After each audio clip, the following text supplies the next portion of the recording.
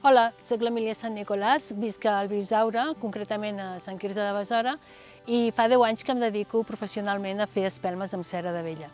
Abans era un passatemps per mi fer espelmes, però l'entorn on visc em va facilitar molt el poder treballar amb materials que provinguessin de la terra. Avui farem espelmes de cera d'abella utilitzant com a motllo les canyes. És una manera que tenien a pagès de fer-ho abans. Totes les cases de pagès tenien canyes, per tant era com molt senzill. Bé, per poder fer l'espelma el que necessitem serà tenir cera, tenir tela mosquitera o bé un drap de cotó, també serveix, un recipient que vagi al rebuig per reaprofitar-lo. Necessitarem un pot per poder fer el bany Maria i una llauna, per exemple, d'aquestes que utilitzem i que després es llencen, perquè no es pot tornar a reutilitzar això. És una cosa que finalment anirà al rebuig. Després necessitem agulles, els pals aquests típics de les broquetes o qualsevol pal que ens vagi bé per remenar, una mica de paper d'alumini que podem reutilitzar des de les xocolatines, per exemple, necessitem plastilina, necessitarem pel ble, important ha de ser fil de cotó. L'ideal és que sigui fil de cotó trenat, però com que de vegades costa de trobar-ne, pot servir també el fil de cotó dels embotits. Necessitarem canyes. És important que demaneu permís per collir les canyes, perquè el pagès pot estar-hi d'acord o no. Necessitem tisores, un punxó, una agulla gruixuda que ens faci servir de punxó. Necessitarem paper de diari, draps vells, o paper de cuina. I amb això ja tindríem tot el material que necessitem. El primer que farem, el primer pas, serà netejar i preparar la cera per netejar-la i perquè ens quedi bé per poder fer després l'espelma. Aleshores, els apicultors normalment ens poden vendre la cera així, a trossos, solidificada. I ells ja han fet una primera neteja, però tot i així sempre hi ha residus a la part inferior, o restes de mel fins i tot. I el primer que hem de fer és posar-la al bany Maria perquè es vagi fonent i després colar-la. Hem de vigilar que l'aigua no entri dins i sobretot que no s'escalfi tant la cera com perquè arribi a bullir, perquè no deixa de ser un greix i es podria inflamar. Per tant, hem de vigilar sempre que es vagi fonent però que no es passi de massa temperatura. Traiem el pot i fem servir el paper de diari com a suport per no cremar-nos i amb un drap netegem al voltant del pot per eliminar totes les gotes que hi ha de vapor d'aigua que ens estalviarà cremar-nos. I el que fem és agafar tela de mosquitera, podria ser un drap de cotó, dobleguem i fem com una mena d'embut i agafem el pot i llavors comencem a tirar la cera. I anirem veient com els residus es van quedant una mica més al fons. I just quan comencem a veure que comença a caure brutícia, parem d'abocar. Per poder utilitzar una altra vegada el pot, aboquem tots els residus en aquest recipient que hem comentat, que finalment es llançarà.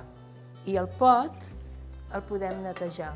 Amb el paper de cuina passem, ja recollim tota la brutícia i ens queda el pot net per poder-lo tornar a fer servir més endavant. Un cop tenim ja la cera colada, ja la podem tornar a posar altre cop al bany Maria, vigilem sobretot el que hem comentat de que no bulli i després ja comencem a preparar el que seria el motllo que necessitem per fer l'espelma. Sempre que volem fer una espelma massissa ens cal un motllo, ens cal un recipient per poder-li donar forma. La canya es talla pel nus i en el nus li fem el forat per poder passar el ble. També està bé si tenim algun estri que serveixi per netejar-la una mica per dins i ja està. El següent pas seria preparar el ble. Per encerar-ho el podem posar així a dins de la cera fosa, el traiem, tibem una mica perquè quedi rígid i de passades refreda la cera. Per muntar la canya, agafem la canya, pel forat hi passem el ble, deixem una miqueta de ble aquí dalt i aquí en el forat hi posem un trosset petit de paper d'alumini que serveix de tap i un tros de plastilina que també serveix de tap, tallem el sobrant i passem l'agulla. L'agulla l'hem de passar el més centrat possible.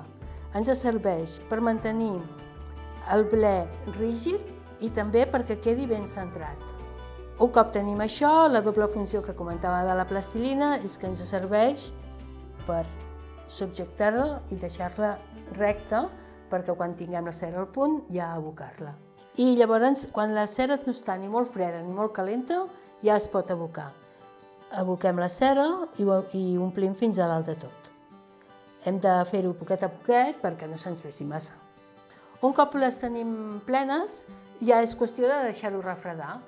Esperar ben bé, per anar bé, abans de desmullar-les hem de passar unes 4 hores. Així. Notarem també per la canya, que notem que ja està freda. Llavors agafem i traiem la plastilina, traiem el paper d'alumini que hi havia enganxat també, traiem l'agulla, tibem una miqueta d'aquí sota i estirem i surt l'espelma. Per acabar-la, agafem la part de baix, tallem arran, i de la part de dalt deixem un trosset de ble, que és on es podrà encendre. Bé, doncs ja tenim les candeles fetes. Veureu que fa una rugositat, i la rugositat que fa és el dibuix a l'interior de la canya. I ja la podrem encendre. Bé, doncs espero que us animeu a provar-ho i que en gaudiu molt. Ja veureu com la llum que desprèn les espelmes de cera d'abella és ben especial. Doncs gràcies.